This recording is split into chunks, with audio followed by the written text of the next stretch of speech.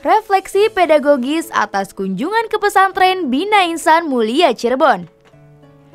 Minggu 4 Juli 2021, tribunnews.com oleh Ustadz Yusuf Mansur. Sore itu cahaya merah matahari tumpah ruah ke hamparan persawahan yang hijau.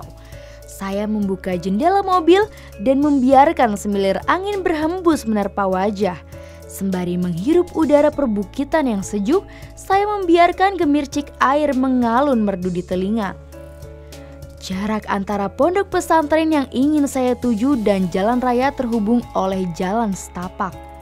Rasa penasaran seperti apa pendidikan di pesantren Bina Insan Mulia membuat perasaan ini semakin menggebu-gebu.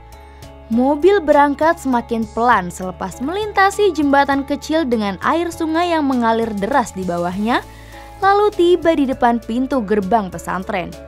Tampak santri yang mendapat tugas piket datang menghampiri mobil dengan bahasa yang santun dan sikap tubuh yang ramah sekali. Mereka mengarahkan mobil kami ke halaman parkir yang tidak jauh dari masjid. Terasa seperti penerapan manajemen protokoler yang rapi. Turun dari mobil, saya berjalan kaki menuju dalam Kiai Imam Jazuli. Di kanan dan kiri para santri berdiri mematung menghormati tamu. Setiap kali berpapasan dengan santri, mereka memperlakukan tamu layaknya seorang yang sangat terhormat. Begini etika pesantren yang memang lestari di lingkungan pesantren pada umumnya, termasuk di Bina Insan Mulia ini. Di sudut-sudut, saya lihat kelompok-kelompok kecil terdiri dari beberapa santri yang belajar dan dipandu satu pembimbing. Bahasa pengantarnya terdengar seperti percakapan bahasa Inggris dan di satu lain bahasa Arab. Dari informasi santri yang memandu saya dari parkiran mobil ke dalam kiai, saya tahu bahwa mereka sedang mempersiapkan diri melanjutkan studi perguruan tinggi ke Eropa dan Timur Tengah. Saya terus berjalan melintasi kolam-kolam ikan yang menghiasi pesantren, berpadu dengan desain bangunan asrama dan sekolah santri yang menonjolkan spirit etnik. Kali ini saya menyaksikan langsung dengan mata kepala pondok pesantren etnik terbesar di Indonesia. Bukan sekedar rumor, setelah sowan dan berbincang panjang lebar dengan figur Kiai Imam Jazuli, saya pun diajak untuk menyaksikan lebih dekat bangunan pesantren etnik ini. Di titik inilah saya betul-betul sangat ingin mengapresiasi konsep pendidikan Kiai Pengasuh Bina Insan Mulia. Sekalipun bangunan pesantren secara lahiriah mengusung konsep etnik, tetapi jika masuk ke bagian dalamnya, kita semua akan disuguhi oleh perlengkapan teknologi modern. Ada perlengkapan belajar mengajar yang komplit seperti LCD proyektor, TV LED, dan bahkan ada studio broadcast, studio musik, dan bioskop. Modernitas dan lokalitas terpadu sempurna, seperti dalam semboyan Al-Muhafadzat alal qadimi sholeh wal akhdu bil jadidil aslah. Saya sempat bertanya pada Ki Imam Jazuli tentang proses pembelajaran di pesantren. Menurut beliau, pembelajaran dijalani dengan riang gembira.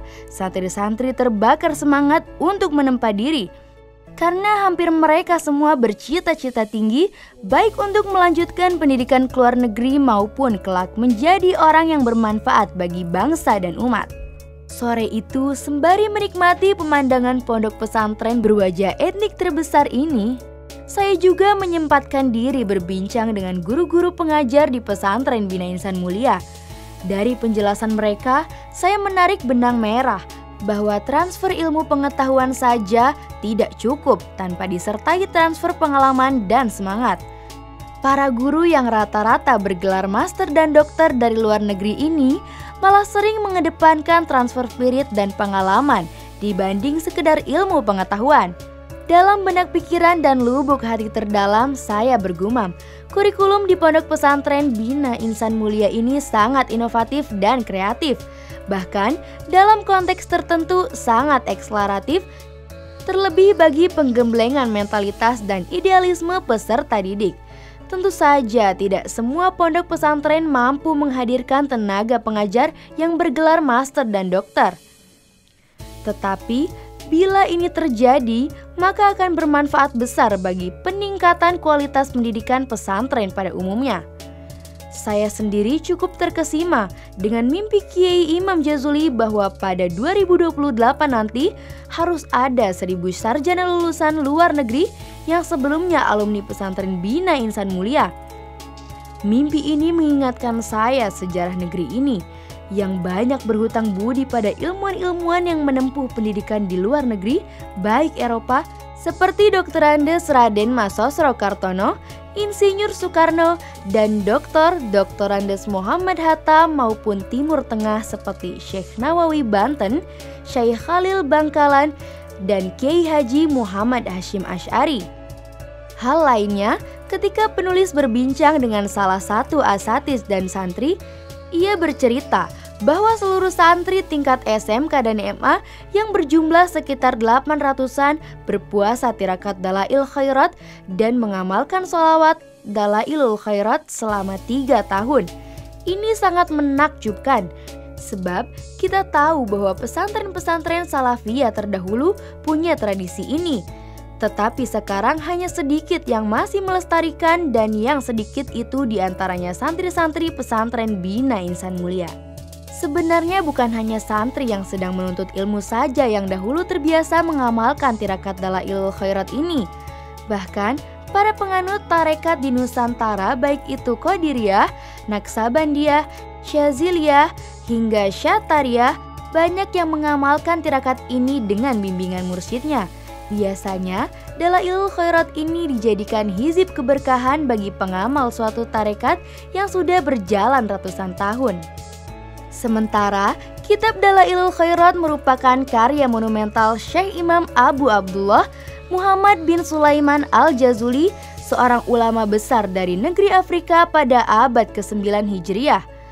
Dalam Dalailul Khairat terkandung sholawat-sholawat, wasilah, dan asma-asma Nabi yang jumlahnya 201 nama dan memiliki banyak fadilah dengan mengamalkannya.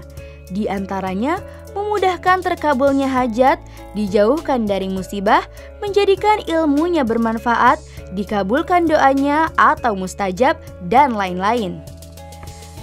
Tak terasa waktu berjalan begitu cepatnya. Sinar matahari di ufuk barat semakin redup dan langit mulai berselimutkan gelap.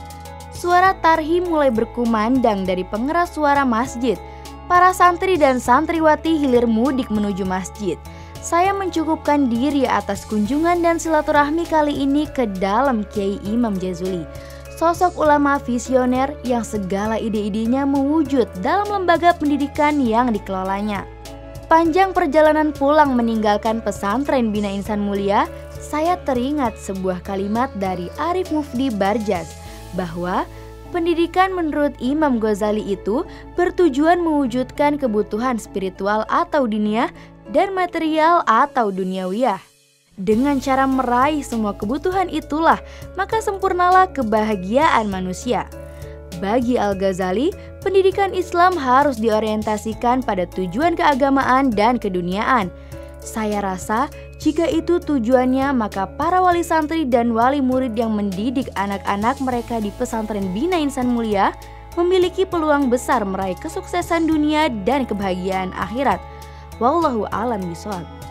Pengasuh Pondok Pesantren Darul Quran atau DAQ dan penggagas Gerakan Nasional Indonesia Bersedekah.